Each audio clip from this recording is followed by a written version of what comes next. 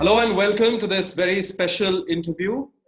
Joining me today in our series is Vijay Chandok, who is a veteran financial services professional, spent many years in the financial services space. He's the managing director at ICICI Securities. This series is brought to you by Bombay Stock Exchange Investor Protection Fund, and we seek to educate you in what you can do when you're investing in the markets. Thanks very much, Vijay. Always a pleasure talking to you.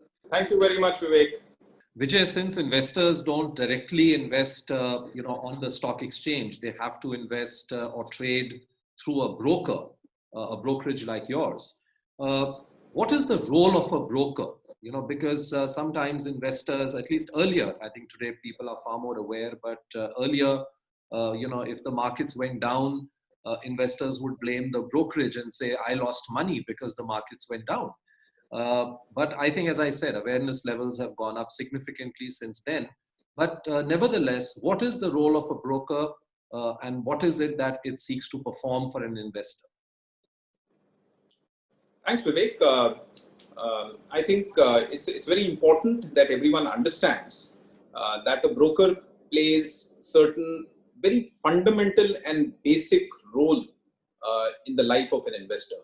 And this fundamental and basic role that a broker plays in the life of an investor is simply provide him access to financial instruments. So there are a number of financial instruments that are there in the market, equities, derivatives.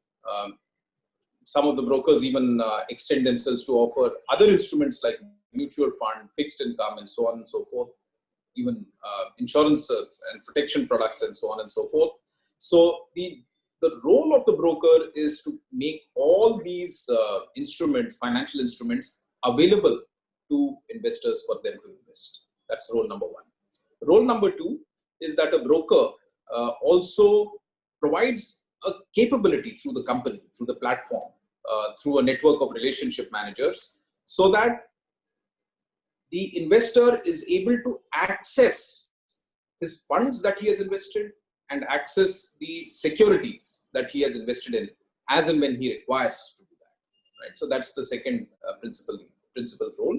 In addition to that, some of the brokers go beyond and offer what one can call value-added service.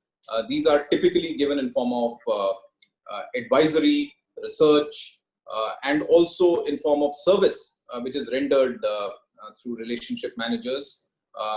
Lots of administrative support that one may need through a network of branches. But today, the brokers are becoming more and more online, more and more digital, more and more automated. And all these services are actually now available through click of buttons, either on a tablet, a website that is accessible through a laptop, or even their telephones. So that's how a broker is able to render service to customers and investors. And that, as in a nutshell, is a principal role of a broker today. Always a pleasure talking to you, Vijay Chandok. Thank you very much for joining us and sharing your perspective to educate our viewers and investors of this country. Thank you very much. Thank you, Vivek, and all the best to all the investors and the viewers. Thank you.